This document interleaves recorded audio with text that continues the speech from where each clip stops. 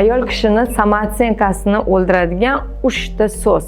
Birinchisi, ayol kishini tashqi ko'rinishiga baho berish.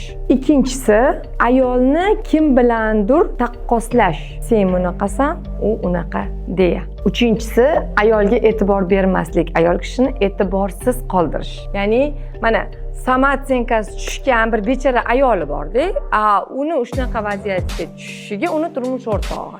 Ya'ni har doim tanbeh, sen falonchiga o'xshamaysan, yurishingni qara, sochingni qara, makiyajingni qara, kiyiming o'zingga yarashmadi degani uni ayolini samootsyenkasiga, uni o'ziga bo'lgan ishonchini tushishiga sabab bo'lib qoladi-da.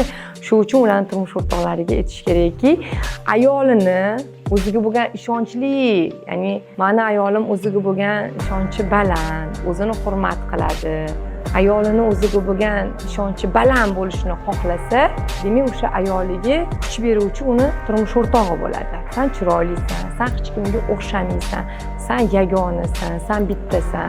Shu sababli men seni tanlaganman desa, ayolini ham o'ziga bo'lgan ishonch samootsyenkasi baland bo'ladi.